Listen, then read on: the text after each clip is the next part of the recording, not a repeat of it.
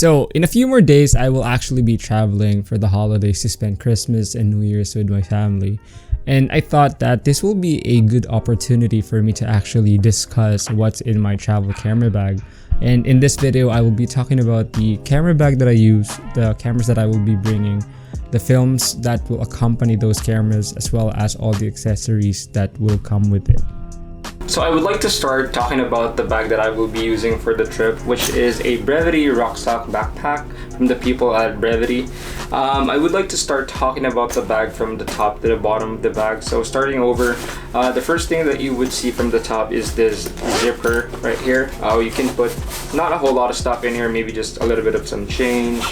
You would see there's two straps that it would let you open the thing. So if I open this one, you would see the sock of the bag right here. This part right here that uses a drawstring, and you would just have to lock it using this locking mechanism here.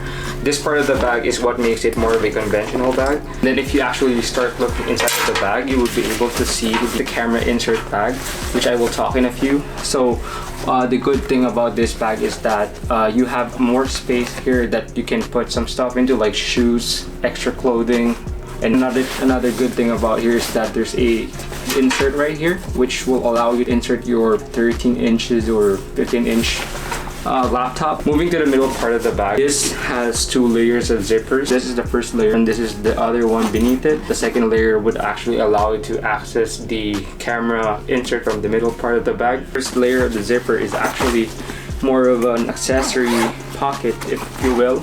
You can put keys, memory cards, SSD, external drives, pens, whatever it is that you might want to put inside here. There are a lot of pockets. The second layer zipper, like I said a while ago, this is going to show you the camera insert bag. That's how you would want to access the cameras, through this part of the bag if you want to. There's another access point for the camera, which is this side here, and I think this is the best feature that I like about the bag, is because this allows you to easily access the camera right away. And moving on the other side of the bag, so this right here is a slot where you would want to put your water bottle. For my purposes, I would definitely be using this to put my Gorilla Pod.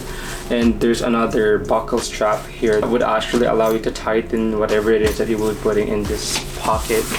And going at the bottom of the backpack are two straps again. The purpose of this part of the bag is to put your tripod. I really like this part because I don't want to put my tripods on the side, which is the design of most other camera bags. Moving to the back of the bag, we have a really good padded strap. Also, there are additional straps here, buckle straps that would actually strap to your body, so that would evenly distribute the weight to your whole body as well.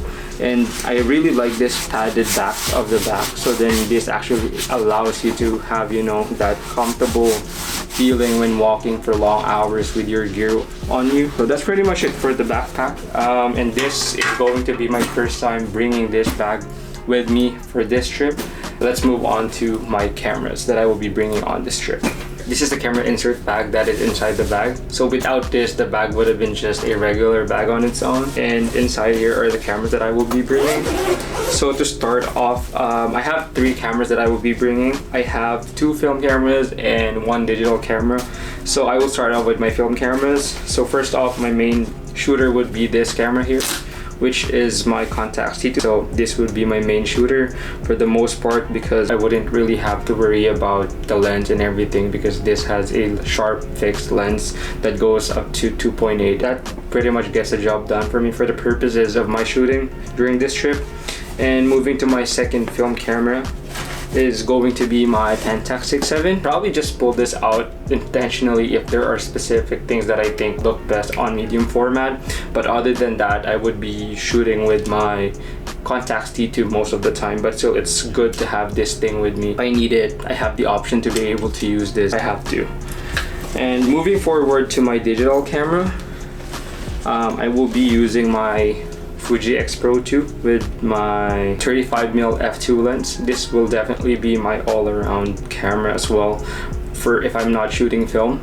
Especially we'll be using this during family dinners and all that kind of good stuff, because most of my family members are very impatient knowing the fact that I shoot film and they wanted to be able to see the photos right away. So I will be using this. I've used this extensively enough for the past couple months, and I really love this camera, and I love the Fuji system now. So that's pretty much for the cameras that I will be bringing for this trip. So now let's head forward to the films that I will be bringing with me. So for the film that I will be using for this trip, majority of the films that I will be using is heavily on the Portra 800. I actually did decide to use Portra 800 mainly, especially for medium format, is because we all know that the Pentax 67 is known for the mirror slap, and being able to use a faster film would actually kind of counteract that downside of the Pentax 67, hence the reason why I'm using a 800 speed film. And majority of the shots, like I said, would be on the Contax D2. I bought a Portra 800 for that as well, is because I don't know if I would be shooting a whole lot of shots during, you know, low light situation, also for consistency. And now I will also be using these two other films. I have two of this. I just got another one because of the reasons that I might be shooting more than what I anticipate, so I have another one. Since there will be a whole lot of cinematic lights, I wanted to be able to use this during those times, and that's the reason why I have this. And for this one, I have the L4 HP5, is because I wanted to be able to use it taking portraits of my family members, for other reasons that I just think that it would all look good having it on a black and white film. And moving forward, I also have two disposable cameras. I do plan on making videos shooting these cameras during this trip, but that's pretty much it for the films that I will be bringing on this trip.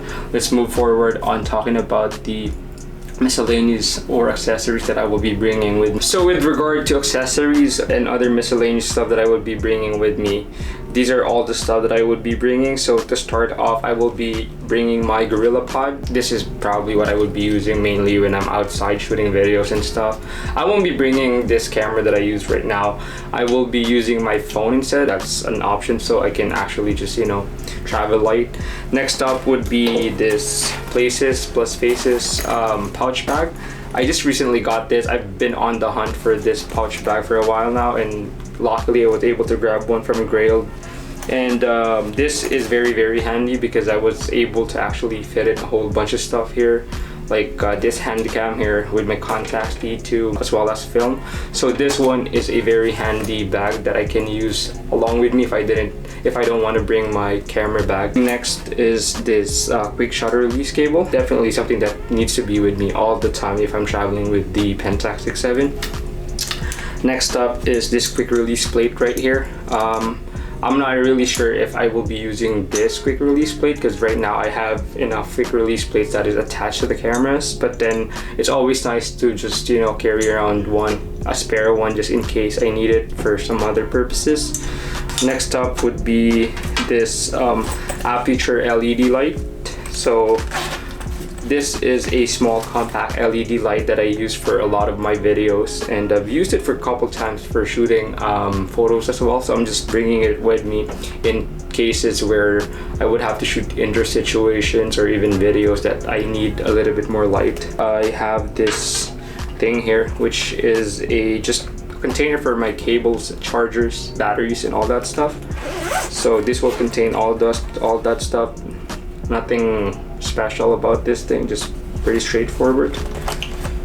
And then next on the list is my Sekonic light meter. Definitely something that I have to bring with me if I will be shooting with my Pentax 67. This is my Sekonic light meter. This is an older model Sekonic light meter, which it says at the back is model L328. So I haven't seen this around Amazon or anything, but I was able to find some on eBay. But I was lucky enough to get this from my coworker who used to be still is a wedding photographer slash videographer, so shout out to him. This one is the handycam that I've been playing around recently. This has been an amazing camcorder.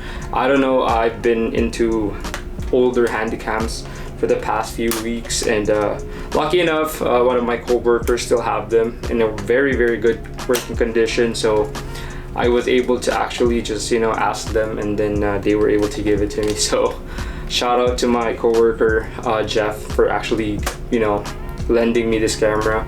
So I'm happy to be able to have this because I have a lot of plans using this during the trip and even for other future projects. You guys will be able to see a whole lot of stuff coming from this thing, and another reason as to why I'm not bringing this camera is because of this as well. So that's pretty much it for all the accessories that I will be bringing on this trip, and I hope to be able to make a whole lot of good photos, even videos for you guys, and definitely have fun during this Christmas trip. So that's pretty much it for this video. I hope you did like this video, and if you did, please do not hesitate to like the video. And if you're new here, thanks for dropping by, and consider subscribing for more amazing content in the future. Also, you can check out my work on Instagram at analogville. Also, I have another page on Instagram which is called @Erwin Alejo, which you can also check out as well. And until next time, peace.